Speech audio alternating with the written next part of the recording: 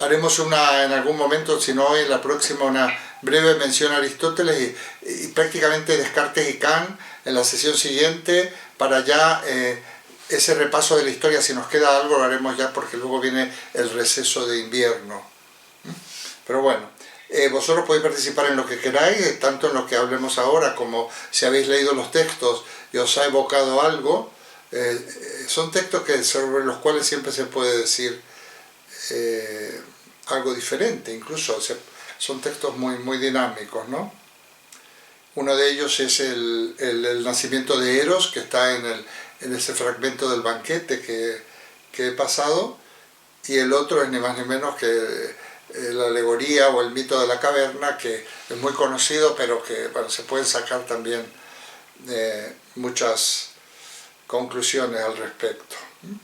Bueno, quizás vamos a hacer entonces lo siguiente, vamos a ver un poquito cómo continúa, cómo asume estábamos en la cuestión que es lo mismo pensar y ser, ilustrando eso, porque esto nos va a servir para nuestras reflexiones futuras. Y vamos a ver esto, qué ocurre con Platón, porque Platón además tiene una obra, un diálogo que se llama el Parménides. O sea, la primera obra conocida sobre Parménides se escribe en el siglo IV de nuestra era, o sea, de la antigüedad, antes de Cristo, ¿no? Entonces, realmente ya en esa época se hacían comentarios y se escribía sobre filósofos anteriores.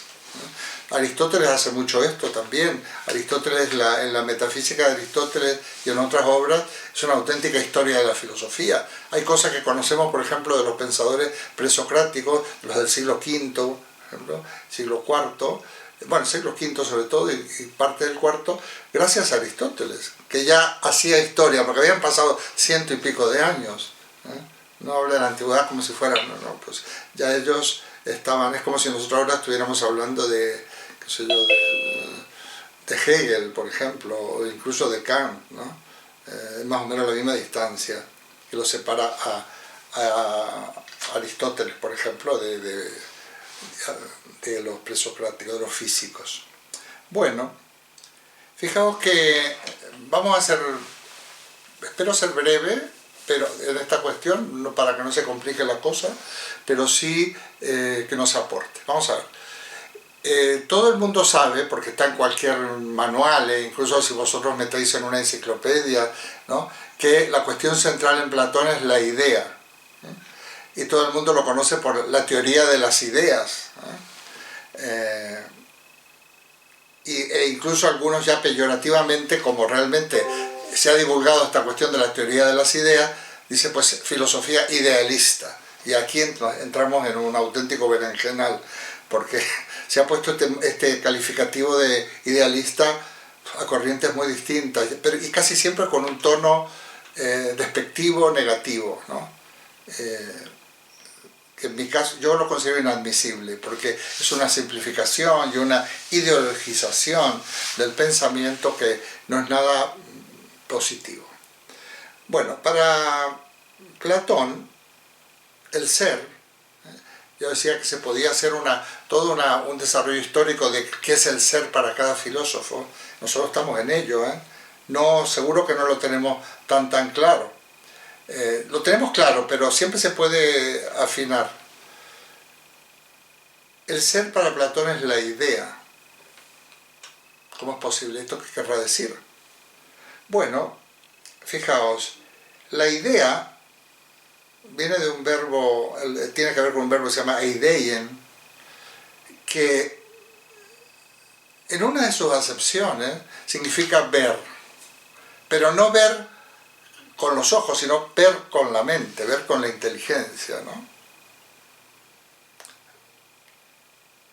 Alguien te pide, oye, ¿me explicas este teorema de matemáticas? Un hijo, un sobrino, un nieto, lo que sea. Y tú le explicas, si lo sabes, ¿no? Bueno, si ha acudido a ti por algo, será porque piensa que tú lo sabes. Y de repente esta persona estás ayudando y dice, espera, ya está, ya lo he visto. Ya lo he visto. Bueno, ¿qué ha visto? Pues que lo ha entendido. O sea, que ha captado la cuestión, ¿no? Entonces, ver, la idea es lo visto, si pudiéramos traducirlo de una manera... Esto no es una traducción, digamos, exacta, quiero decir, es una traducción etimológica que nos lo permite las características de este verbo, es lo visto intelectualmente, lo visto con la inteligencia. Por lo tanto, ¿qué relación podría haber aquí? Pero hay más que esta, con Parménides. Bueno, que pensar es pensar en lo que se puede pensar y el ser, en lo que se puede pensar es el ser y el ser es lo pensado. Por lo tanto, la idea es lo pensado, es lo conocido con la inteligencia y esto es el ser para Platón. Es interesante entender que esto que es el ser, en realidad, también tiene las características del ser tal como lo consideraba Parménides, que es inmutable. Quiero decir que las ideas no están sujetas al cambio, al devenir. No me refiero al cambio de mejorar, no, me refiero literalmente porque las ideas no son materiales. Nuestras ideas no son materia. Ni siquiera la idea de materia es material, porque es una representación intelectual. Y las representaciones son formales. Por cierto, forma, morfé, viene de morfé griego, que también quiere decir idea. Entonces, cuando hablamos de pensamiento formal o de ciencias formales, como son la lógica y las matemáticas, son ciencias de las ideas. Morfé e idea es sinónimo. Idea, además, en griego se escribe igualito, con la otra grafía, pero muy parecida. Iota, delta, epsilon, alfa. Idea. Y luego morfé, como suena, m, eta, en este caso, phi, perdón, m, omicron, phi, eta. Hay dos E, ¿no? La eta y la epsilon. Entonces, la idea es lo visto, lo conocido. Para ir rápido sin simplificar, corresponde por una parte a la noción de significado en el triángulo semiótico. Este triángulo de significado arriba, en la cúspide del triángulo, significante y referente. O sea, las palabras son significantes que evocan un significado y que por otra parte tienen un referente, se refieren a algo, ¿no? Entonces, la idea son los significados, es el plano del significado. Yo decía que Parménides había logrado conceptualizar la noción que más abarca. La noción de ser es la noción más universal. Hablo de universal en el sentido lógico, lo universal, lo particular, etc. Entonces, como el ser se aplica a todo lo que es, de todo lo que es se puede decir que es un ser, se formula la noción más universal de nuestra historia del lenguaje y de la lógica, ¿no? Es importante esto aunque parezca, porque normalmente supongo yo, esto lo saben muy bien la gente que ha trabajado en temas de psicología evolutiva, que por ejemplo Piaget, un poco el paso de, si lo comparamos con un individuo, el paso del lenguaje concreto al lenguaje abstracto. Entonces, el lenguaje abstracto es cuando realmente se puede formular ideas. En el lenguaje concreto, cada cosa tiene su nombre, pero es un nombre que solo se le aplica a esa cosa, ¿no? Y por eso a veces cuando hablamos de significados, se hablan de significados deícticos, porque tú señalas, ¿qué es una pelota? Eso que tengo ahí. ¿Qué es un árbol? Eso. Que es bastante interesante esta cuestión. Pero este es un tipo de significado. Yo muchas veces hacía la comparación de que cuando a un bebé, a un niño pequeño, bebé no tan bebé, pero sí un año y pico, resulta que tiene una pelota muy bonita y que se le extravía, se le pierde o se le rompe y busca la pelota. El padre coge, le trae otra pelota y la tira porque le da rabia, ¿no? Porque no es su pelota, porque la pelota es esa pelota, no la otra. No hace la transferencia. Mira, ahora tengo otra pelota, ¿no? Por ese mismo motivo dicen los pediatras que a los niños hay que cambiarles el chupete, hay que tenerlos con varios chupetes. Vosotros tenéis experiencia, porque si lo tenemos con uno, como se los rompa o se nos pierda, vamos a tener un problema con esa criatura, se va a enfadar mucho. A mí, si tú tienes 3 o 4 preparados, pues no va a notar la diferencia. ¿Por qué? Porque la manera de percibir la realidad para él es, curiosamente, es la boca, además, que es el primer órgano de percepción que tenemos, ¿no? Entonces él, a través de eso, identifica ese chupete, pero si le viene una cosa más dura, más incluso con un sabor más, no sé, más industrial, qué sé yo, pues, lógicamente no le va a hacer ninguna gracia. Bueno, perdónenme esta digresión. Cuando la humanidad consigue formular la idea más general, la más universal, la más abstracta, y que a todo se aplica, ha dado un paso para mí, un paso en la evolución de la inteligencia colectiva. El ser es lo que es, ¿eh? El ser es aquello a lo máximo que se puede arribar en el pensamiento, porque todo lo abarca. Y en el caso de Platón, el ser es la idea.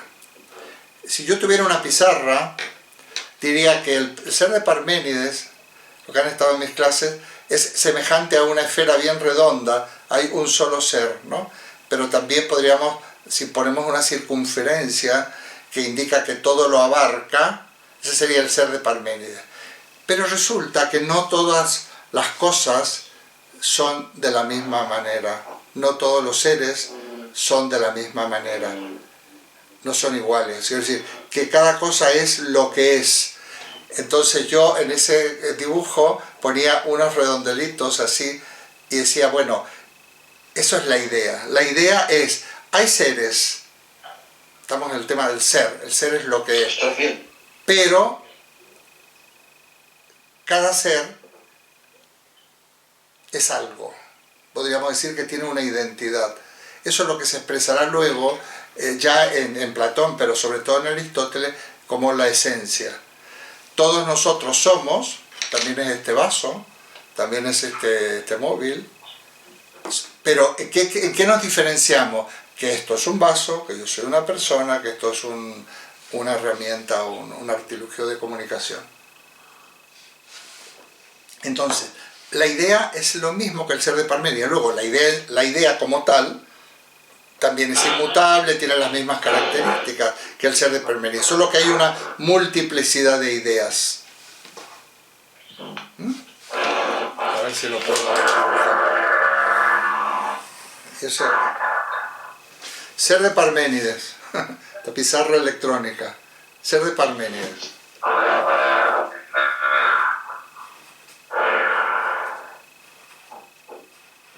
Ser para Platón, las ideas, estos redondelitos. ¿Se ve? Ese es el ser para Platón. Ser para Aristóteles, ya que estamos. En este redondelito que hay aquí... ¿Me perdonas, por favor, perdona, Eduardo? Sí. Sí, perdóname un segundo, es que percibís que hay un ruido, ¿verdad? Sí, Sí. Carmen no tiene cerrado el micrófono. Exacto, es que no tiene cerrado el micrófono y se está... Carmen Conde. Ya, ¿no? Carmen, sí, ahora. Ah, bueno. Entonces, esto es el ser de Parménides, los redondelitos son el ser de Aristóteles, y si lo llenamos de puntitos, en cada redondelito es el ser para Aristóteles. O sea, fijaos, el ser es todo lo que es. Ya sabéis que a mí no me gusta usar en esta época el término, la época anticlásica, es todo lo que existe, lo vamos a usar, sabiendo que no se pueden equiparar. Pero no todas las cosas existen de la misma manera. Unos existen como árbol, otros como, qué sé yo, como martillo, otro como persona, otro como libro. Aparte de que hay otro tipo de existencia que decíamos, por ejemplo, otros existen como ideas, otros existen como proposiciones, otros existen como notas musicales, que se puede existir de muchas maneras.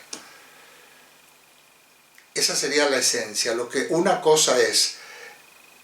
Vamos a definir, el ser es lo que es, si queréis, y la esencia es lo que una cosa es. El término cosa es técnico, específico, es la res latina, ¿eh? No estoy... la res, cosa es la traducción literal de res, que el conjunto de las res es realitas, la realidad.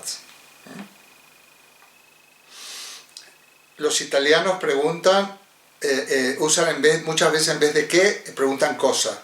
Cosa è quello? Fijaos qué interesante. Cosa è quello? ¿Ves? ¿Qué es esto? ¿Qué es aquello? Cosa è. Cosa ti capita. ¿Qué te pasa? Interesante. Ha mantenido el término cosa como preguntando por qué es, por el qué, por la esencia. El ser, todo ser es algo. El ser es,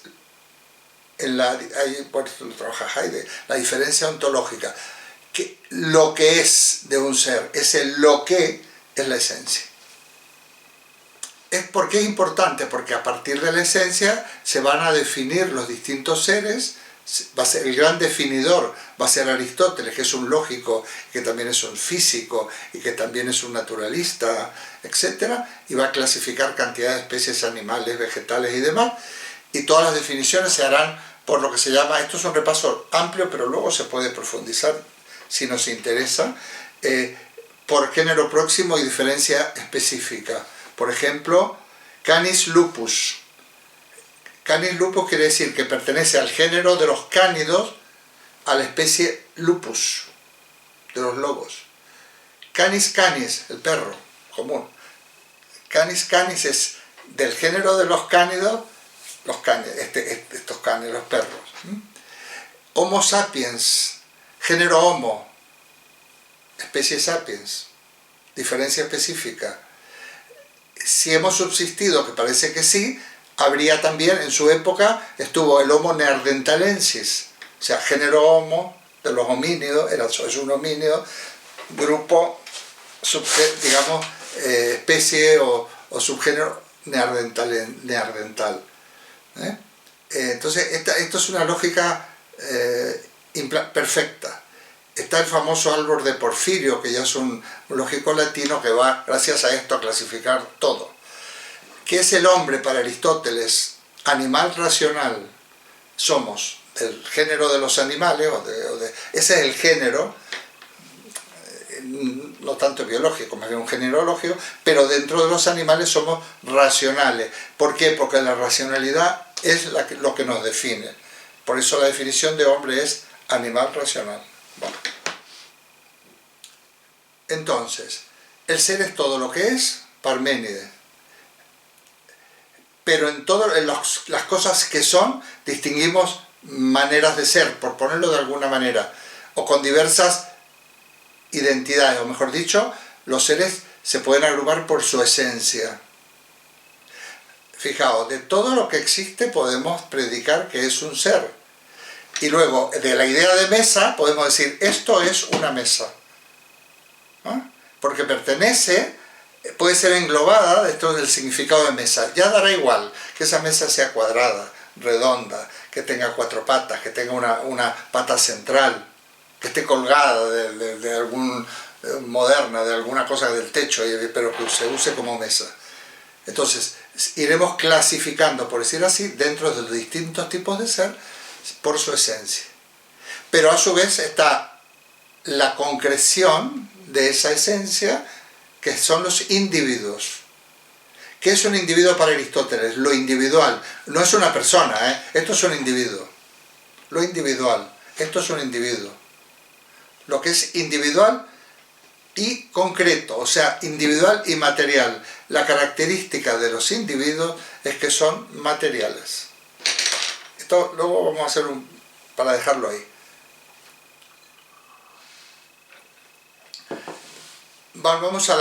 Continuamos en esta relación Parménides-Platón.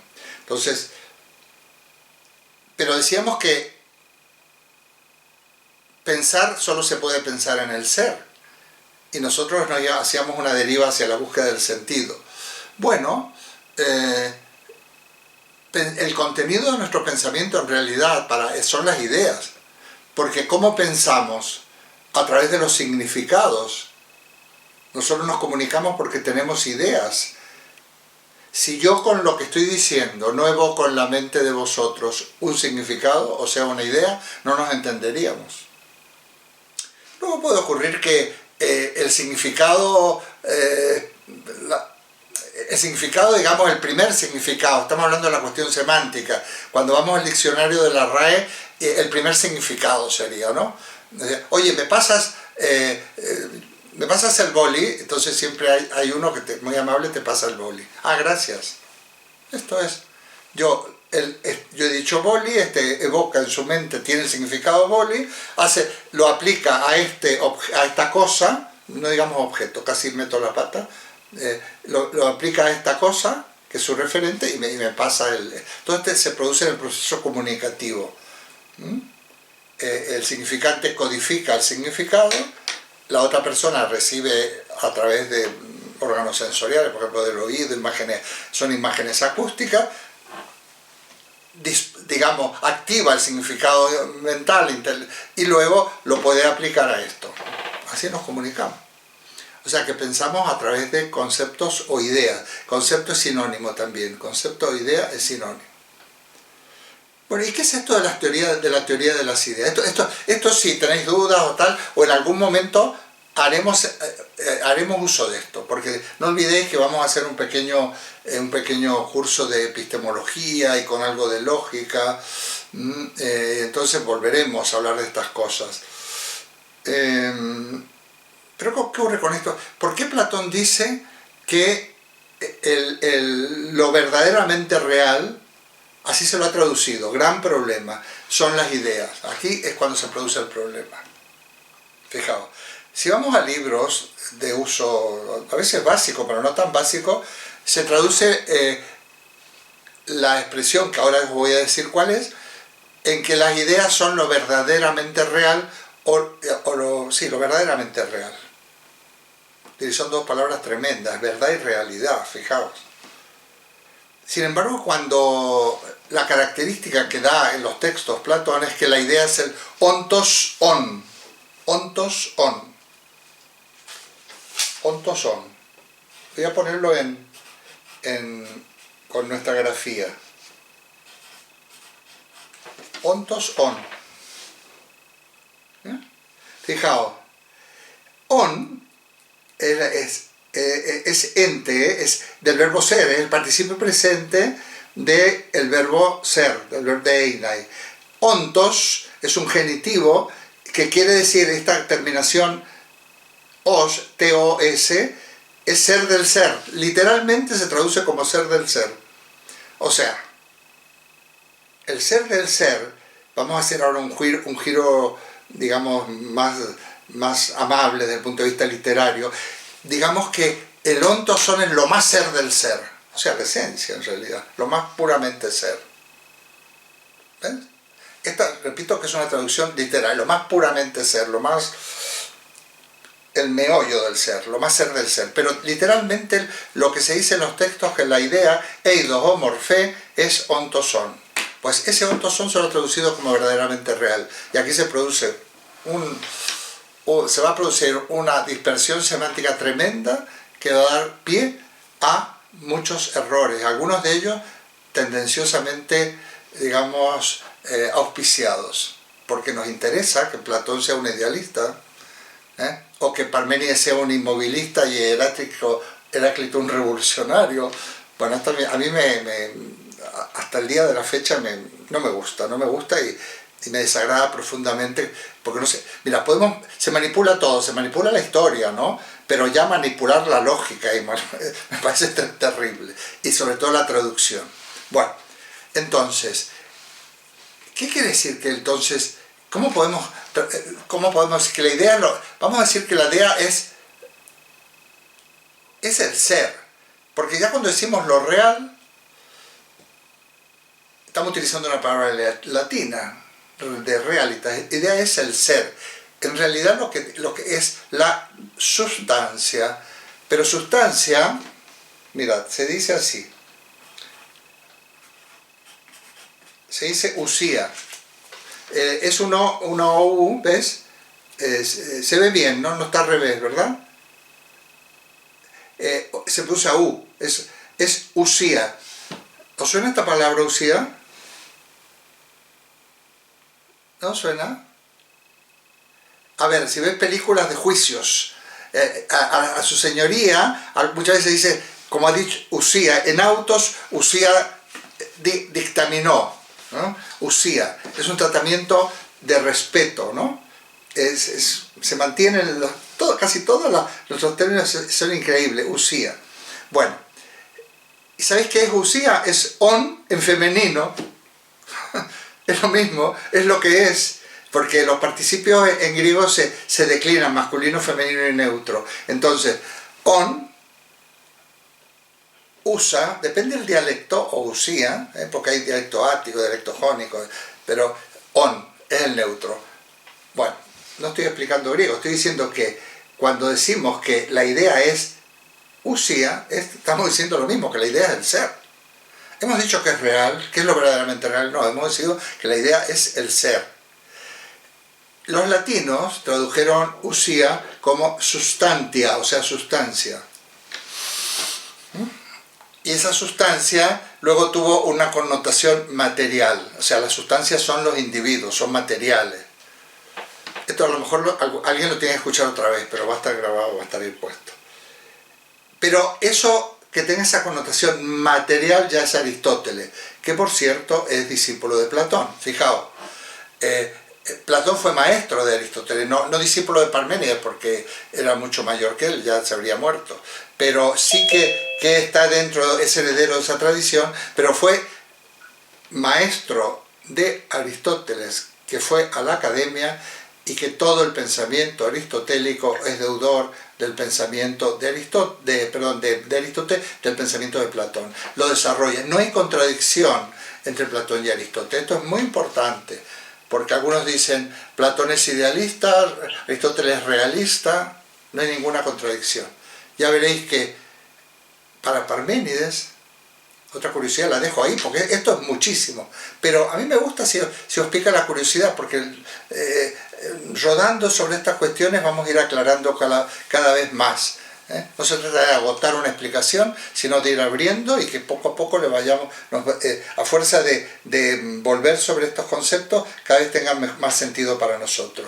Nosotros decíamos que el ser era lo indivisible en Parménides, porque lo divisible es la materia. Es la definición de materia, la divisibilidad. Y por lo tanto, para Parménides, la materia es no ser. ¿Cómo es posible? Entonces tienen razón aquellos que dicen que este es un personaje de mucho cuidado. O sea, lo material no es. ¡Qué barbaridad! O sea, un trozo de piedra enorme no es. Claro, nos rechina los oídos si consideramos que ser es igual a existencia. Entonces estamos diciendo, este enorme trozo de mármol no existe. No estamos diciendo eso. Estamos diciendo que no es. ¿Qué quiere decir que no es? Que no es objeto de ciencia como tal, porque la ciencia se ocupa de lo permanente. O sea, la materia como tal, aparte que la materia no se puede conocer, y no se puede pensar en la materia. ¿Podéis pensar en la materia? Estamos hablando de la materia, no de una roca, no de un trozo de un tronco, no, la materia. La materia es la totalidad de la materia, es el conjunto del binomio materia-energía. Nosotros no conocemos materia, conocemos seres materiales. Por lo tanto, el mundo de las ideas, que aquel que se ha traducido como mundo de las ideas, es realmente aquel, digamos, ámbito del conocimiento que establece qué es los seres y su esencia, pero sobre todo que establece lo permanente. A ver, lo permanente en la física newtoniana es permanente hasta cierto punto, porque esto es otra, es el enunciado de la teoría de la ley de la gravedad. Newton ve cómo cae una manzana y le llama la atención y dice, ¿por qué caerá la manzana? Luego ve otra y otra, pero él no hace una ciencia sobre la caída de una manzana. Él va a lograr abstraer y formular un enunciado científico sobre la caída de los cuerpos, que por otra parte tampoco son dogmas, porque una de las características de la física newtoniana es que todo enunciado, digamos, es verdadero mientras no se demuestre lo contrario. Está la diferencia entre, una de las diferencias, hablaremos un poquito en su momento de la física newtoniana y la aristotélica. Por lo tanto, la materia no es ni para Parménides, ni para Platón, ni para Aristóteles. Yo lo siento mucho por los simplificadores de la historia de la filosofía. Pero entonces, Aristóteles va a dar una solución magnífica a esta cuestión. Pero estamos todavía con Platón.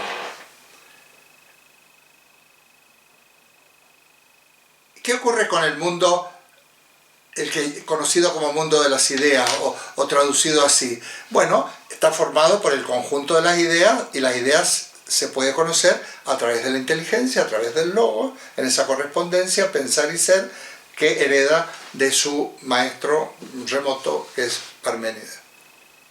¿Y qué pasa con lo que conocemos a través de los sentidos?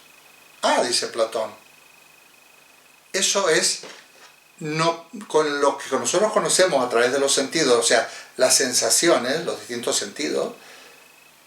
Nosotros no podemos elaborar ciencia, episteme, sino que son objeto de doxa, con X, doxa. Opinión, se traduce como opinión.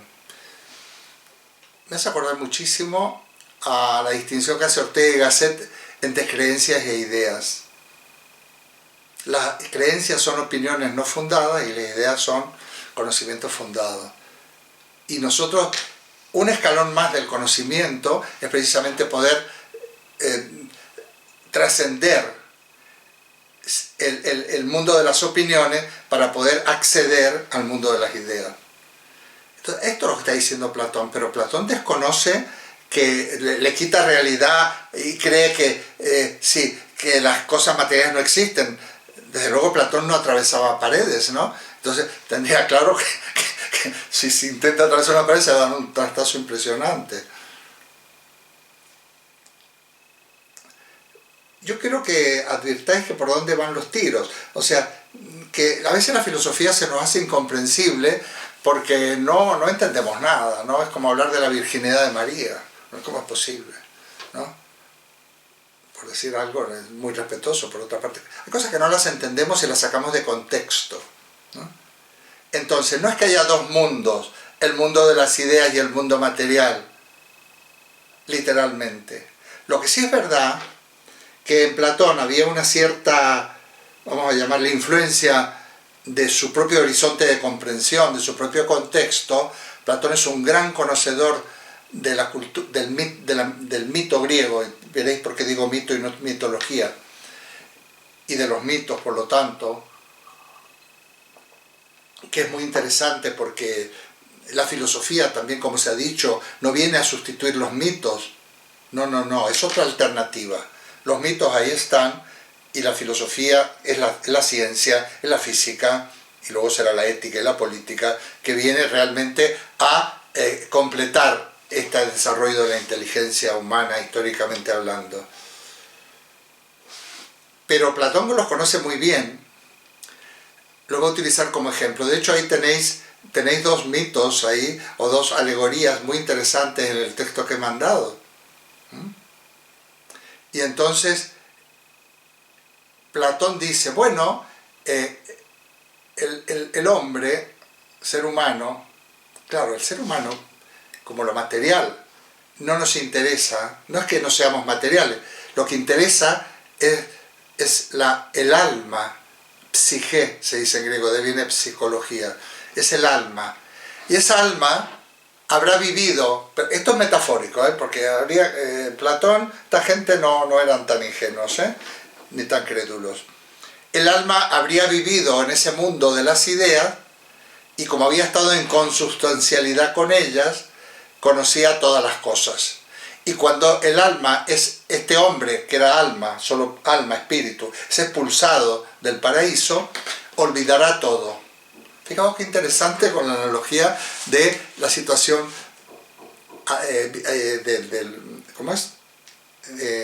del paraíso, ¿no? De Adán antes de la expulsión. Yo tengo en un libro mío, hablo metafóricamente del origen del lenguaje, y y digo que Adán y Eva conocen el nombre de todas las cosas, porque en el paraíso ellos conocían el nombre de todas las cosas. Fíjate, pero cuando digo el nombre, digo no solo la etiqueta, sino conocían lo que las cosas son. Se lo había dado Dios, porque vivían con naturalidad con las esencias, con lo que las cosas son, porque no eran materiales. Y cuando es expulsado del paraíso, cuando son expulsados del paraíso, olvida todo y tiene que empezar de nuevo. Digamos que cuando estaba en el paraíso, el lenguaje era un lenguaje impecable, porque cada cosa tenía su significado y todos que eran ellos dos, conocían el significado de todas las cosas.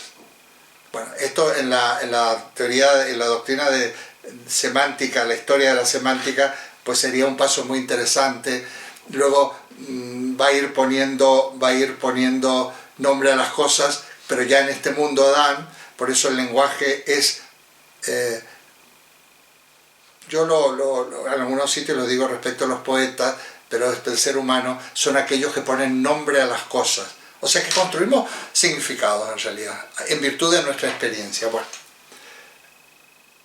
entonces, en ese paraíso, el topos Urano, el ser humano conocía todo, pero como se encarna en un cuerpo, se olvida. Estamos en la parte anecdótica, pero vamos a respetar esta metáfora. Porque además el cuerpo, para Platón, esto habría que analizarlo, es muy interesante, y esto sí que da pie a algunas cuestiones, es considerado para él como un castigo. Porque a través del cuerpo es cuando sufrimos. Él considera que el cuerpo es la cárcel del alma, ¿no? En un juego de palabras que es el mismo Platón, porque cuerpo se dice soma, soma sema, que quiere decir cárcel del cuerpo, ¿no? Entonces, el cuerpo es la cárcel del alma. Entonces, por eso del cuerpo, de alguna manera habría que desprenderse para retornar al paraíso perdido. Bueno, se le adjudica, y yo creo que con bastante razón, quizás una gran influencia de las doctrinas órfico-pitagóricas de la transmigración de las almas. Platón estuvo, cuando se va de Atenas, muy desilusionado después de la muerte de Sócrates, injustamente ajusticiado, se va a Italia, se va al sur de Italia, bueno, de lo que era la península itálica, bueno, Italia no existía, y ahí entra en contacto con los pitagóricos que seguían doctrinas órficas, ¿no? El dios Orfeo y demás. Entonces, y realmente esto es lo que se conoce en Platón como la metempsicosis, que es la doctrina de la transmigración de las almas, lo que hoy en día se dice la reencarnación y estas cosas. Bueno, esto no es tan importante en la línea que estoy siguiendo. A lo que vamos, que la verdad para Platón está en el interior. Sería una consecuencia ética, porque habría también, eso está muy, él lo destaca, el gnósete autón, conócete a ti mismo, que estaba en el oráculo de Delfos. Como el auténtico conocimiento es mirar en nuestro interior. Esto no tiene nada que ver con la cuestión lógica, semántica, lingüística, sino que tiene más bien, hay una dimensión ética. Por eso lo voy a decir de paso, pero que será muy importante, porque Descartes, cuando dice cogito ergo sum, y después de buscar por todas partes la verdad en los libros y en el mundo, cuando se enrola en la guerra de los 30 años y también se da cuenta que no encuentra, entonces por fin dice, resolví encerrarme en mí mismo para ver lo que ahí encontraba. Y encontré la verdad más indestructible, de la cual no se podía dudar, que es si pienso existo. Ya lo veremos. Si pienso soy, perdón. El existo no me gusta mucho tampoco. Entonces, haciendo una digresión, un triple salto mortal, como yo digo yo, bueno, lo aplicamos a nuestra época, podemos decir, repito que esto es una línea que no voy a seguir todavía en ella. ¿Cuántas veces la verdad la encontramos en nuestro interior? Y las personas que hemos vivido, como hemos podido, por otra parte, nos damos cuenta que la solución de las cosas está en nosotros mismos. Y qué distraídos hemos estado de esa mirada interior que es tan reveladora, ¿no? Sí. De acuerdo. Pues ya está resuelto. Seguramente tú necesitas alguna actualización y por eso no podía conectarte en el examen. Vale, muchas gracias. Nada, doña Elena, no sé si le quieres dar una otra consulta. No, nada más. Muchas gracias. Nuestra amiga Carmen siempre nos muestra su vida privada, aunque sea en la parte técnica. Carmen. Bueno. Muy bien. Estábamos diciendo que en ese sentido consideraba Platón que nosotros conocíamos la verdad. El propio San Agustín decía que Dios había creado al hombre, ya era un cristiano, pero al crear el alma, había puesto todas las verdades en el alma, las que le llamaba razones seminales, como semillas. Y cuando conocemos las cosas materiales, eso nos remite a las verdades que están en nuestro interior. Ya veréis cómo Aristóteles racionaliza todo eso, pero no se aparta. Bueno, entonces, por un lado, el ser es la idea, para Platón, es lo mismo pensar y ser, y por otro lado, el ser es también la verdad, aquello que está oculto, lo que hay que desocultar, aletheia, y aquello que, entonces, nuestra acción es desocultar lo oculto, y esto va a ocurrir cuando miramos en nosotros mismos. Bueno, ese sería otro camino. Bueno, pues, ¿qué más? ¿Qué hora es? Bueno, aquí nos quedamos un poquito. Por favor, os ruego que cuando os dé la palabra, aparte de que va a hablar Vitalia, y espero que me esté escuchando, cualquier duda a esto me la decís inmediatamente. Y si puedo, lo respondo brevemente, y si no, lo apuntamos y tenemos un apartado. Porque, o incluso alguien puede escribir un pequeño mensaje y yo intento dar alguna indicación.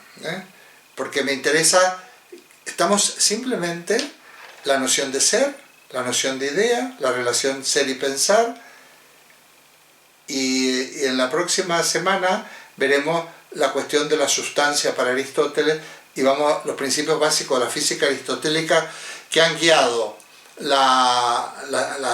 toda la historia de la ciencia hasta Newton, por un lado, y por otro lado la lógica aristotélica ha llegado hasta el siglo XX con la reforma de la lógica que hacen los lógicos de la escuela de Viena, el neopositivismo, la filosofía analítica y demás, pero que hasta nuestros días. Bueno. Los textos.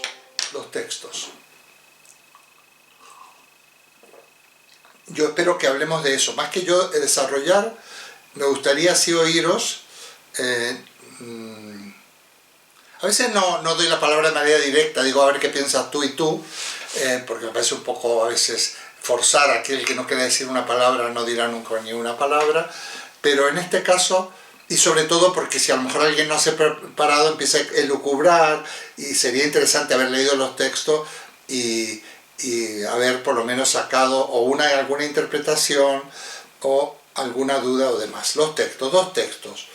El primero es el texto que está en el banquete, que yo ya lo he expuesto en varias ocasiones, incluso la última vez que hablé de ello me invitó Carlos en encuentros literarios, que fue cuando recién llegué fue la última intervención pública que tuve, cuando había yo llegado de Nápoles, no me enfermé ahí, todavía no había llegado el virus, pero al poco tiempo ya nos confinaron, y me pidió que hablara del amor platónico.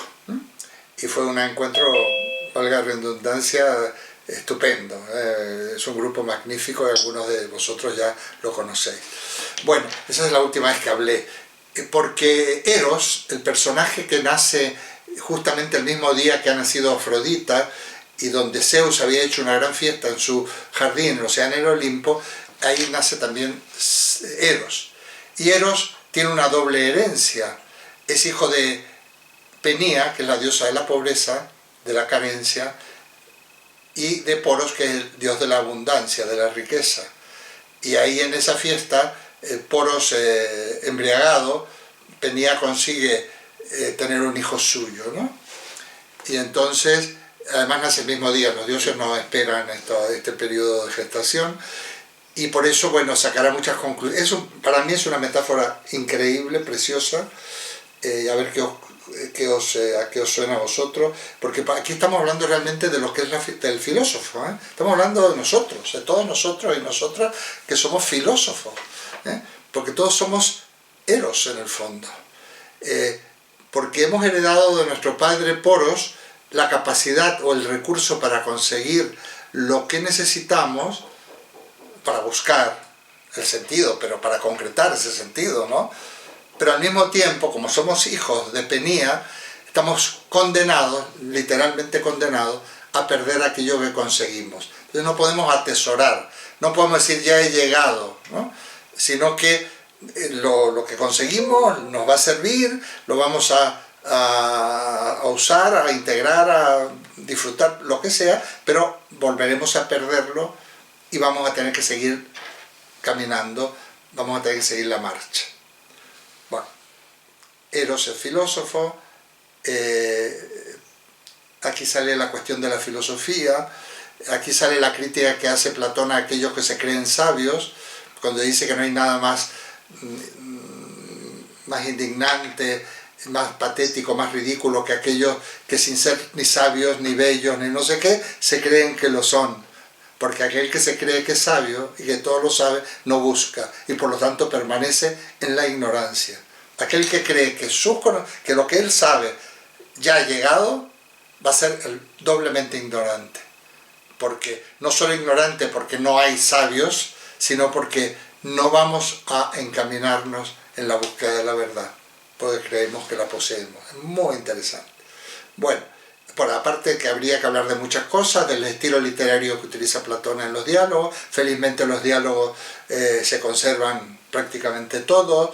Hay una edición magnífica de varios tomos de la editorial Gredos, encuadernada en tapadura de un color azul, que la encontráis en las bibliotecas, pero todavía a lo mejor se consigue.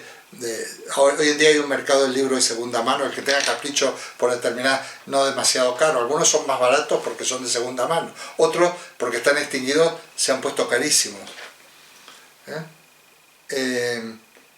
Esto es el del banquete, que no estoy entrando en ello, porque además hablé en aquel último, a alguien le interesa, tampoco me extendí mucho, pero hablé como una hora en encuentros literarios. Se llama El amor. Varias veces he hablado sobre el amor platónico y en YouTube hay como media docena bajo el título Amor platónico, que no son repeticiones, es abordar el tema, ¿no? Pero son más o menos complementarios. Mito de la caverna, eso lo conocéis. Está en el libro séptimo de la República, que es la gran obra de filosofía política de Platón, que él busca un estado racionalmente organizado, la primera gran utopía, ¿no?, de la historia, que además se decepciona muchísimo, porque en la época que matan justamente, en la época que condenan a Sócrates, en la época de la República, digamos, donde se supone que la democracia tenía que estar mejor instaurada. Bueno, pues ahí ya sabéis que los seres humanos la alegoría es que hay unos prisioneros encerrados en una caverna, nunca han salido de ahí. Ahí tienen una serie de sensaciones y de conocimientos, oyen voces, están en la oscuridad, hay unas sombras que se proyectan y demás, hay hasta dibujos en internet de esto. Y este es el mundo en el que vivimos: sombras, penumbra, oscuridad, cadenas, estamos atados a lo que nos dejan ver y conocer, pero ese esclavo, por casualidad, uno de ellos se escapa y sale de afuera. Le pasan muchas cosas. Lo primero, se va a encandilar porque está acostumbrado a la tiniebla, a la oscuridad, y la luz le encandila. Fijaos que en esa ignorancia, en esa esclavitud, estaba bien, en la caverna estaba confortable, me imagino que estarían acostumbrados a la temperatura, comerían bien, les suministrarían comida, ellos estaban bien,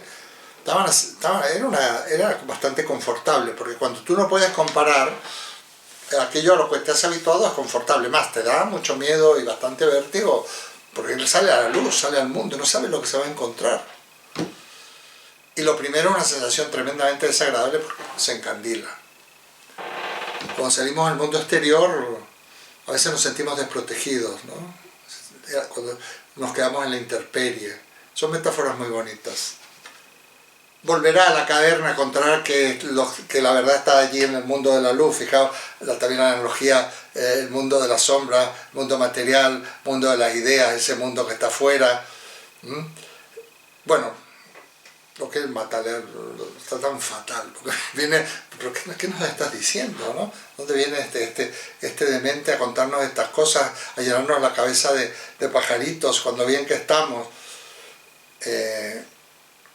Sócrates pretendía que la gente, porque claro, muchas cosas las aprende de Sócrates, Platón, pretendía que la gente pudiera salir al mundo de la luz. Esto debe ser insoportable para la sociedad establecida del momento, y Sócrates es condenado. Muchos compararon, sobre todo en la antigüedad, a Jesús de Nazaret, que también intentaba remover conciencias y zarandear conciencias y que la gente fuera hacia otro ámbito, y por lo visto terminó también bastante mal esta persona, terminó muy mal. Bueno, se puede sacar tantas cosas de ambos relatos. Yo no lo voy a destripar aquí, vamos a hablar entre todos, porque, por ejemplo, un ejercicio a mí me gusta hacer mucho cuando hablo con gente más inexperta, pero también con gente inexperta, porque experta, nunca somos expertos totales, Y me acuerdo una vez, tuve una reunión muy bonita donde decía, bueno, a ver, ¿cuáles son las cadenas? ¿Qué es la oscuridad en la que estamos sometidos? ¿Le podemos poner contenidos actuales? ¿Qué podría significar para nosotros salir de la caverna? ¿Qué incomodidades tendríamos? Porque realmente nosotros, para mí, no voy a entrar en la oscuridad, en las cadenas y en esto tan truculento, pero sí puedo entrar en la cuestión de la sombra. ¿Cuántas veces tomamos como real aquello que vemos, confundimos la realidad? Claro, es verdad que la realidad para nosotros es nuestra realidad, pero nosotros nunca podemos intentar exponer esta visión de que nosotros tenemos del mundo a los demás, ¿no? Nosotros tenemos una determinada perspectiva. Qué importante es aprender a ver, aprender a ver. Por eso cuando se sale de ese mundo de tiniebla, al principio nos enceguece, pero si persistimos y empezamos a abrir los ojos y a enfocar aquello que lo vemos en nebulosa, empezaríamos a distinguir. Es muy importante aprender a ver, aprender a distinguir, ¿no? Otros días, hablando con Luis del tema de las setas, decía, bueno, yo voy por el bosque y no veo setas, y de repente si enfoco bien la mirada, puedo distinguir las setas de unas hojas secas que se parecen mucho en color, tan mimetizadas. Es un aprender a ver, es un salir de la caverna. Pero ese salir de la caverna no es una cuestión puramente de tipo cognitivo, nociológico. También puede ser un salir ético. Ir hacia el mundo del onto son, aquello que se ha traducido como lo verdaderamente real. O sea, dedicarnos a lo que hay que dedicarse, pensar en lo que hay que pensar, como dice Heidegger. Dedicarnos. Qué distraídos estamos a veces. Y como estamos muy distraídos, no nos dedicamos a lo que nos tenemos que dedicar. No pensamos lo que tenemos que pensar, no afinamos la puntería de nuestra inteligencia para conocer lo que tendríamos que conocer, nos dejamos llevar de opiniones, nos forjamos nuestras concepciones de oídas, no digamos nada si además son de órganos mediáticos tendenciosos, de noticias falsas. Digamos, hemos sustituido el verdadero conocimiento que nos lleva a la episteme, a la filosofía, por la ideología. Ideología es un término negativo, es un término negativo. Es un subproducto muy espurio de la ciencia y de la filosofía. Entonces nos dejamos llevar. Esto está bien porque esto lo piensan los míos, la caverna. Si soy del Real Madrid, pues lo que haga el Real Madrid está bien.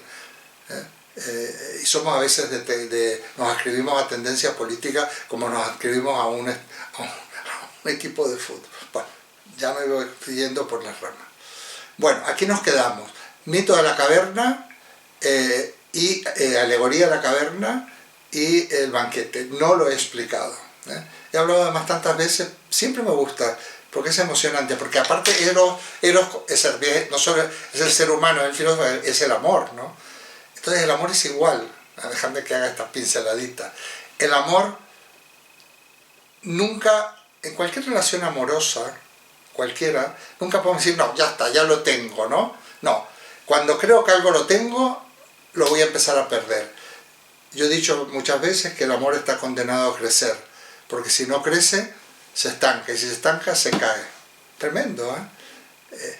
Claro, entonces es terrible que tenemos que cambiar las personas. Por ejemplo, si hablábamos de amores de pareja, este tipo de... No, cada persona es una fuente inagotable de conocimiento y de aprendizaje. Tenemos que aprender a enfocar y seguir descubriendo aquellos aspectos que nos puedan estimular, ¿no? Porque si no nos aburrimos. Claro, si la persona ya la hemos catalogado, nos podemos aburrir. El amor es una aplicación muy interesante, ¿no? El ser humano está impelido a crecer en todos los órdenes, estamos siempre en la misma cosa, en esa búsqueda de sentido es imparable. Nosotros, muchos de nosotros ya hemos vivido muchos años, estamos en una etapa de nuestra vida donde también sacamos conclusiones y cuestiones, pero fijaos que siempre se puede aprender más y más y más. Y siempre, si tenemos ese deseo de aprender, somos filósofos.